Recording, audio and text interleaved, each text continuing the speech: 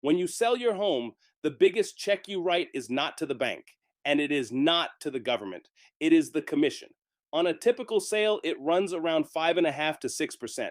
On a $500,000 home, that is close to $30,000. Now, here is what most sellers never realize.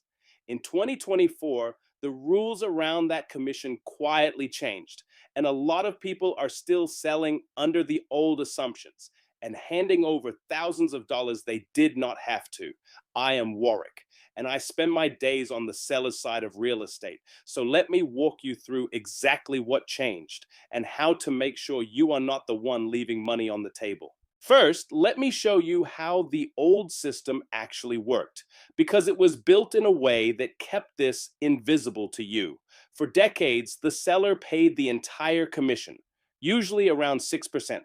Your listing agent took that 6% and then split it with the agent who brought the buyer. So you were paying both sides, your agent and the agent negotiating against you. And the buyer's agent fee was posted right inside the multiple listing service, the MLS, where buyers could not see it, but every agent could. So agents knew exactly what they would earn for steering a buyer to your home.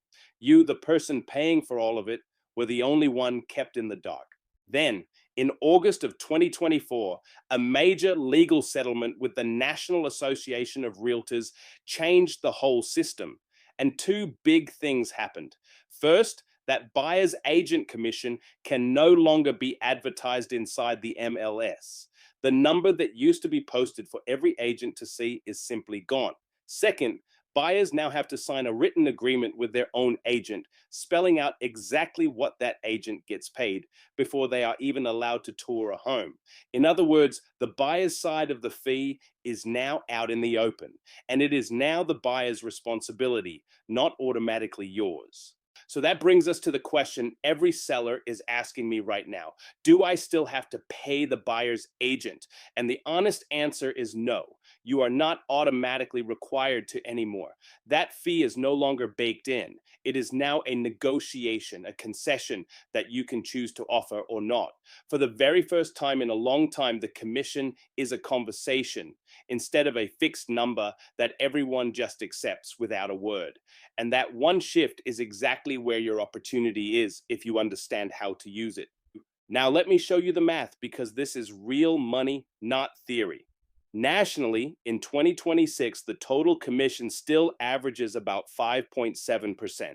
Roughly 2.9% goes to your listing agent, and about 2.8% goes to the buyer's agent. So, on that $500,000 sale, you are looking at around $14,000 to each side, nearly $29,000 total gone off the top of your sale. And here is the part that should get your attention. Every single fraction of a percent you negotiate is hundreds, sometimes thousands of dollars staying in your pocket instead of theirs. This is not a number to accept on autopilot. But now I have to be straight with you because cutting the buyer's agent out completely can absolutely backfire. Even though you are not required to pay them, most sellers still choose to offer something. And there is a real reason why. Picture two nearly identical homes on the same street. Yours offers the buyer's agent nothing.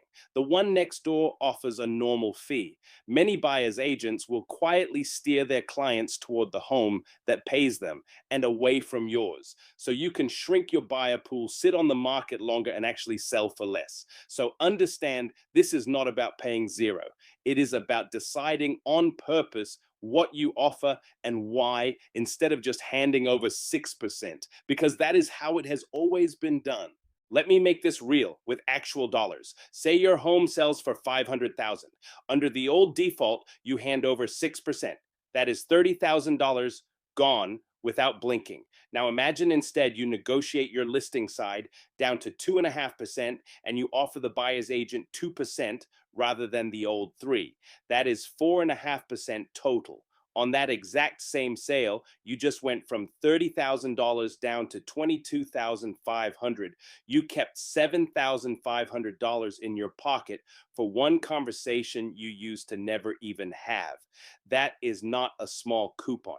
That is the real difference between the old system and the new one. And it is sitting right there for any seller willing to ask the question. So, if you are selling soon, here is exactly what to do. One, treat every number as negotiable, the listing side and the buyer side, because now they truly are. Two, decide your buyer's agent offer strategically with your agent based on your specific market and your home, not out of habit. Three, get every piece of it in writing before you sign anything at all. And when you sit down with an agent, ask them this directly. What are you offering the buyer's side and why that number? If they cannot explain it clearly, that tells you something. Run the numbers first, then make the decision. That is how you keep the thousands of dollars that used to just disappear. If you want help thinking it through, we can connect you with a seller's agent in your area who will actually walk you through your options. And if this helped you, subscribe, because I break down one of these seller decisions every single week. Numbers first, money second, every time.